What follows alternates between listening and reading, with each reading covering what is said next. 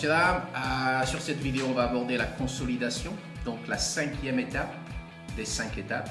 La consolidation a pour objectif d'assurer un taux de rétention élevé de la clientèle que l'on va signer et il faut prendre le temps de faire cette consolidation avec chaque vente effectuée. Il n'y a aucune exception, il n'y a aucune dérogation à la règle. La consolidation est partie intégrale des 5 étapes. Si ce n'est pas fait, on prend des risques d'avoir des annulations. Ok. Donc, de manière générale, la vente effectuée très rapidement, donc la personne qui très rapidement va dire oui, je le fais, doit avoir une consolidation un petit peu plus longue. Donc, je vais prendre un petit peu plus de temps pour consolider quelqu'un qui a signé en 2 temps, 3 mouvements. Si la vente a pris beaucoup plus de temps, beaucoup plus de questions et de réponses et d'objections et ça a été un petit peu plus laborieux, évidemment la consolidation peut être un petit peu moins longue. Mais dans tous les cas, il y a une consolidation, c'est essentiel. Okay?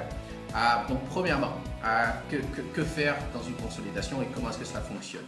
Donc prendre le temps, donc une fois que la vente est effectuée, que tout est signé, que tout est fait, c'est prendre le temps de réexpliquer l'offre et les avantages liés à la signature du contrat. Donc si le consommateur a pris un service simple de changement de fournisseur d'énergie ou un petit peu plus complexe où il y a des gammes de produits différentes, je vais prendre le temps de leur expliquer les avantages auxquels ils ont contracté en prenant ce contrat-là. Dans leur réexplication de ces avantages, il y a ce qu'on appelle les facteurs déclencheurs à long terme. Exemple, si quelqu'un a signé pour changer de fournisseur d'énergie, c'est bien, ils ont une réduction. Mais si dans la consolidation, je leur explique que cette réduction tarifaire sur la durée, donc sur les 3 prochaines années, peut s'élever à des montants quand même exceptionnels et peut-être que dans 3 ans, leur sapin de Noël sera financé par ces réductions. C'est un facteur déclencheur sur l'avarice long terme. Il y a une association entre ce que je viens de faire aujourd'hui et Noël 2017. Donc ça permet un taux de rétention plus élevé. Deuxièmement, rappeler aux clients, consommateurs, leurs responsabilités. Si ça retombe de leur responsabilité d'annuler leur fournisseur actuel, si c'est à eux de faire une démarche particulière ou si le cas de figure est qu'ils n'ont strictement rien à faire, que tout se fait en interne, eh bien qu'ils en soient conscients. Je l'écris au dos du livret qu'on leur laisse en grandes lettres. Vous n'avez strictement rien à faire pour que ce soit clair. Ce qui fait et ce qui cause les annulations, parfois, c'est juste ne pas savoir si j'ai quelque chose à faire ou rien à faire. Donc, le mettre en grandes lettres facilite la chose. Troisièmement, ce qui va se passer. Okay? Et j'écris encore une fois, je laisse des notes bien claires et j'écris, troisièmement, voilà ce qui va se passer et quand. Donc, dans 3 ou 4 semaines, vous recevrez un courrier de confirmation. Dans 6 semaines, voilà ce qui va se passer. Et dans 8 semaines, voilà ce qui se passera. Et quand vous recevez votre première facture, voilà à quoi elle va ressembler.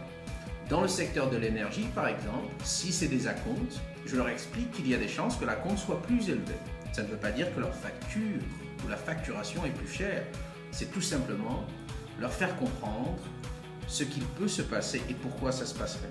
Si quelqu'un n'est pas au courant que l'acompte peut être plus élevé, avec une facturation inférieure ou des avantages tarifaires supérieurs, il se peut qu'il soit pris de panique et il dise « Ok, ce n'est pas ce à quoi je m'attendais, mes attentes sont ici et ce que je vois en face de moi est décalé, je vais annuler. » D'accord? Bien faire comprendre aux gens la succession des événements à venir et bien créer les bonnes attentes. Quatrièmement, il y a la réalité de la concurrence.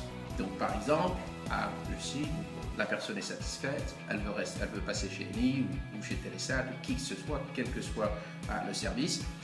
Mais dans 3 mois, il se peut qu'ils aient la visite d'un autre commercial, d'une autre société concurrente. Et je les prépare à cette éventualité.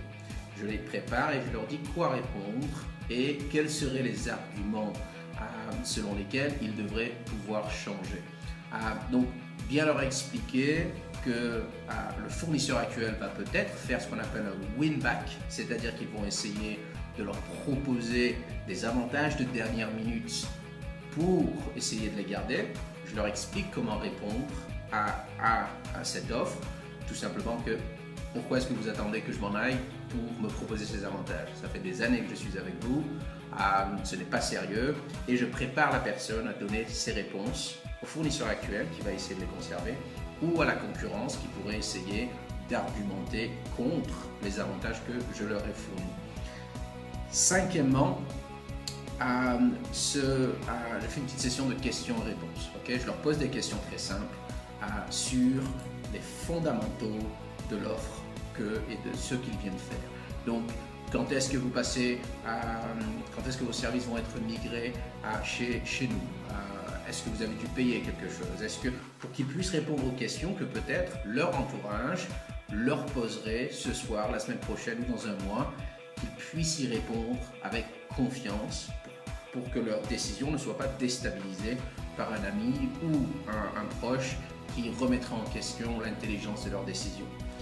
Sixièmement et dernièrement, une des choses les plus importantes, c'est que la personne qui vient de signer avec moi ait une relation et ce sentiment d'avoir une relation privilégiée avec moi-même.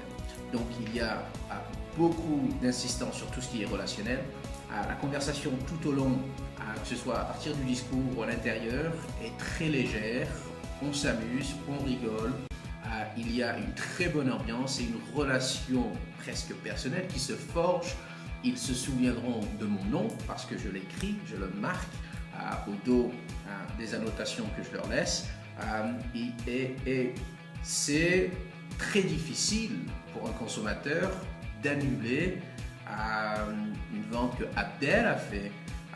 C'est beaucoup plus facile d'annuler un fournisseur qui s'appelle Eni, Telesat ou quoi que ce soit. Donc cette petite relation personnelle aussi consolide fortement la vente. À part ça, je vous souhaite un très bon week-end. Merci, au revoir.